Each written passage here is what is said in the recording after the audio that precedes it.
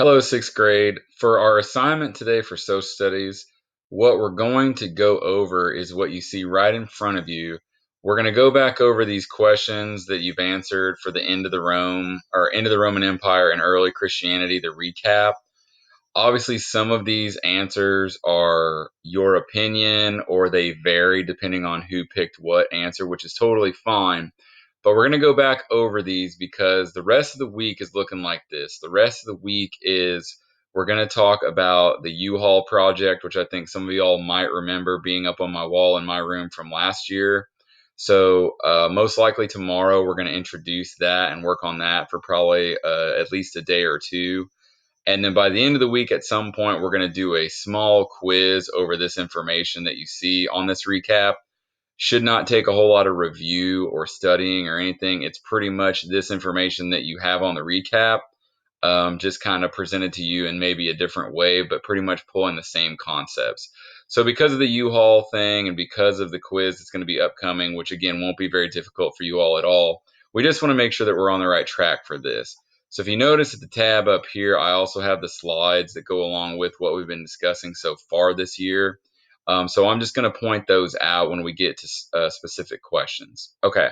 So right from the very beginning here, as you all notice, the very first question says, in your opinion, which of the factors leading to the fall of Rome was the most important and explain why? This comes directly from this earliest slide here. And if you all notice, this should seem familiar from your notebook or from a discussion that we've had before. But here's the idea. The question is saying, which of these do you think was the biggest factor leading to the end of the Roman Empire?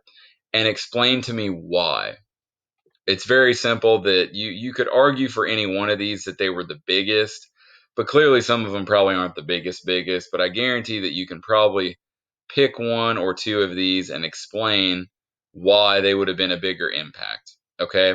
So that doesn't take a whole lot of explanation because like I said, it is your opinion. These are the factors that we've already discussed, but you need to tell me in a way how it was the biggest or why it would have affected them the most, and that's really going to answer your question for what was the biggest factor in your mind, and then explain to me why that's the case. Okay, so let's move to the second one here.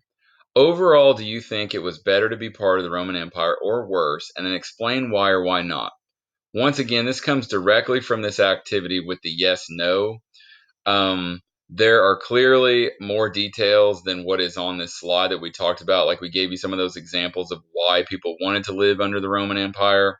And then we had some examples of why they probably would not.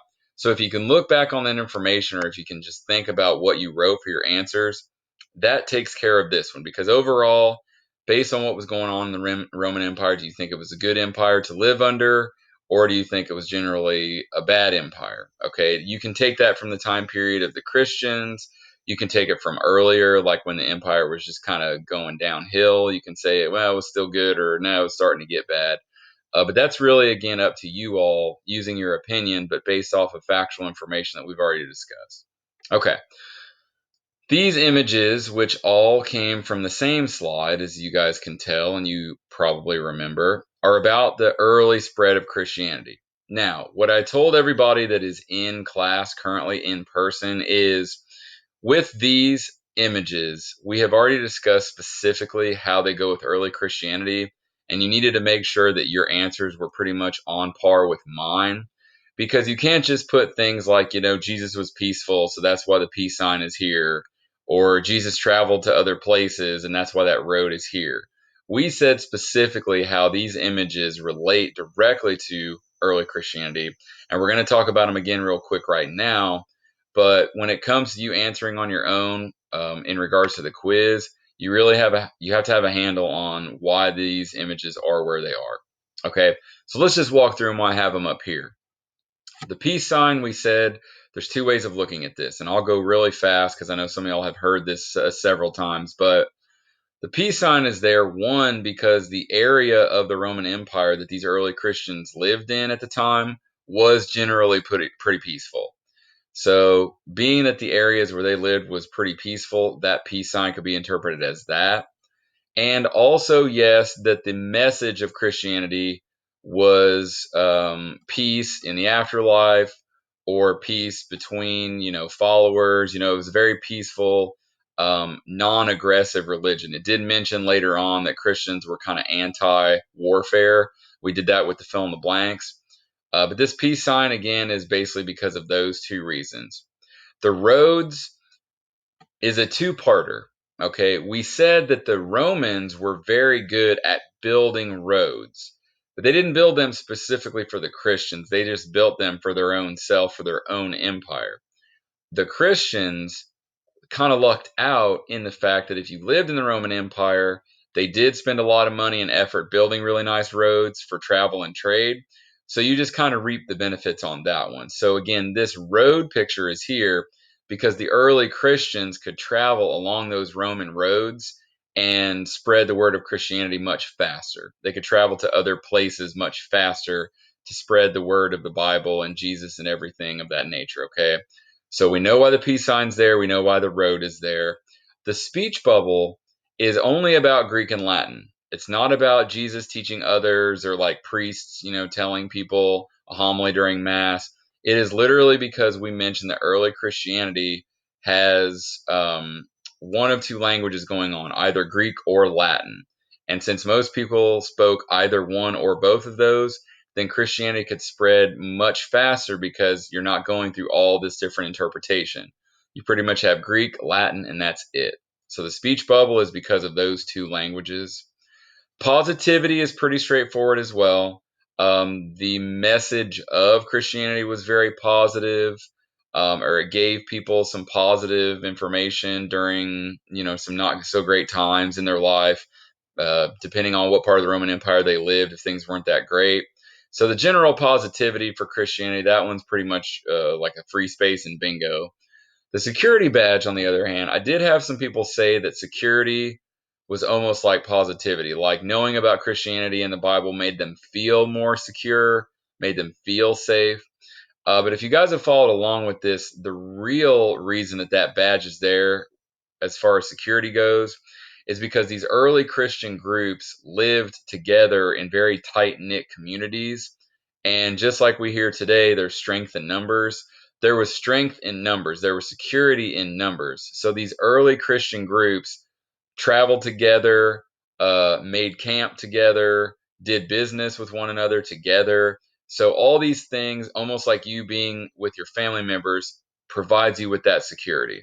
So it's not necessarily about feeling secure or that the teachings of the Bible made them feel safe. It's the literal security of them living and working together.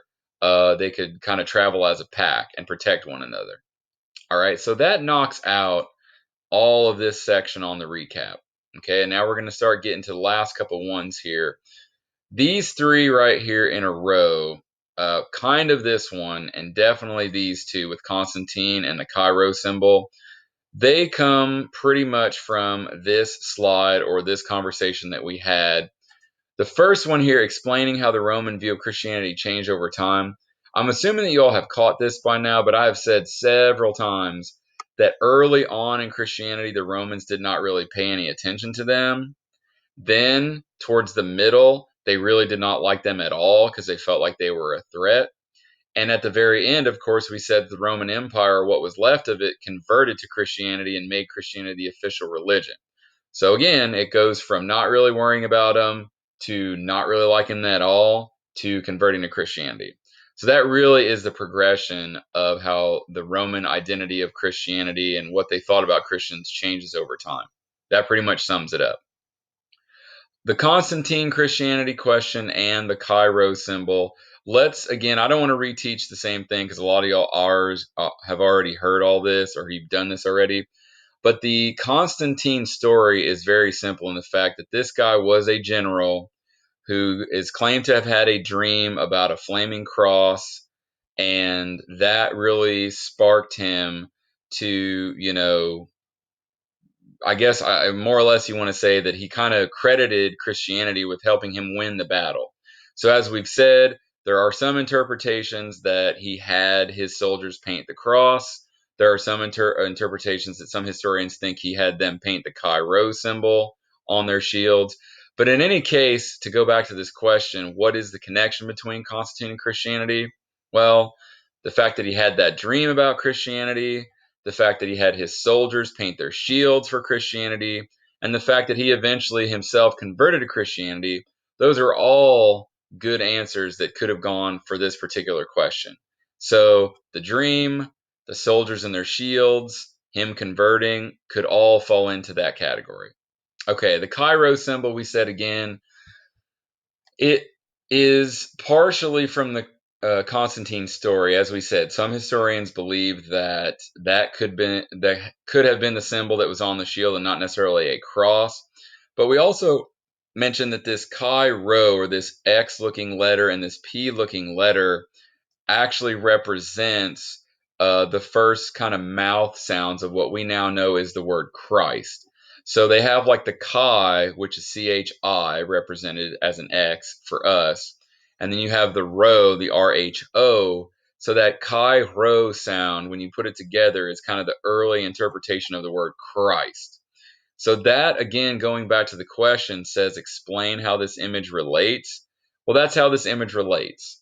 Either you use it again with the Constantine story because we said that was a possibility, or literally reading it in their interpretation as like Chi Rho and making that eventually turn into the word Christ. Those are also pretty viable answers. All right. So I'm just going to stop for a second and tell you all, looking through this sheet, if you've been following along either in class or through these videos, these screencasts, really none of these should be a shocker to you. Uh, the very first couple of questions have been a longer time since we've discussed them, but we have discussed them. And these more recent, should get a little bit easier as we go. Now, that brings me to these last four. What are the icons and why were they banned by some Christians? We've already said that in some parts of Christianity, they did not like icons, which were images of God or Mary, Jesus, statues, paintings, murals. They felt like it was disrespectful. They felt like it took away from the actual prayer or the religion itself. So there is the two parts. What were they? Paintings, murals, sculptures. And why were they banned by some Christians? Because they felt like it was disrespectful. They felt like you were losing track or losing sight of the actual goal. Instead of studying the teachings of the Bible, you got all caught up on statues or making a big painting and everything. So that pretty much takes care of that one. The early church split into what two groups? It is essentially from this slide right here, as was the other one about icons, but guys, these are the two groups: the Roman Catholic Church, or what we call, just for most of us, the Catholic Church, and the Eastern Orthodox Church. Those are the two groups. East and West is not a good answer for that. Okay. Christians and Catholics is not a good answer for that because that is kind of not really how it works, right? Catholic is part of Christianity. So these two right here, Roman Catholic Church and Eastern Orthodox Church, those are the two split off groups. Okay, so we got the icons, we got the two groups. What do you think was the biggest factor leading to the split of Christianity? Now, again, this comes directly from some of the stuff we talked about right here in the middle. I'm going to leave that up to you all's judgment, but my answer, what I would think, the biggest factor is probably what on some of these readings says papal authority or religious authority, but it's essentially how much power does the Pope have? That, I think, is the big item, okay? Because the question says, what do you think is the biggest factor leading to the split? For my money, that's the biggest factor. They can argue about stuff going on during Mass. They can argue about things from within the Bible or beliefs that they share. But realistically, it's like, how powerful is the Pope? Does he have a lot of power? Catholics would say yes. Does he have a lot of power? No, he's just one of the other bishops. That's what the Eastern Orthodox would have said. Okay. So if you thought something different, but you still could pretty much defend your answer, that's okay. But in my case, I think the power of the Pope is the big argument that splits them into two groups. Okay. And the last two, very easy. Excommunicated, we said, just means that you are kicked officially out of the church. That does also include heaven. So take that for what it's worth. And then the schism is just a fancy word for the split itself. The time period known as the Great Schism is this time period where the two groups are working to pretty much split into two parts. Okay, and that was evident for the ones that have done this activity with the reading, and there are connections in these readings, or they pretty much talk about how they argue about all kinds of different things. But for those that didn't have to do this or are unfamiliar with this, don't worry about it. I'm just bringing that up for some of my folks out there. Okay, so to wrap this up again, really there is no new assignment to go with this. There is no expectation. I am really hoping that you all paid attention when you answered your own questions and paid attention during this video. Obviously, listen to what we've discussed, because when it comes to the quiz, again, it's going to be later this week, and I'll fill you guys in on that. It's pretty much going to be the same information. It's going to be the same concepts, possibly, posed to you in a different format, but not too different. Okay. So if these answers were very easy for you to come by, or if you only were confused on about two or three of them before we recapped all this stuff, then that's fine. Okay. Definitely, if you've listened now and kind of been, reminded of what some of this stuff was, then we should be in good shape. Okay. Like I said, in the next couple days, I'm going to give you more information on both that quiz and this U-Haul project.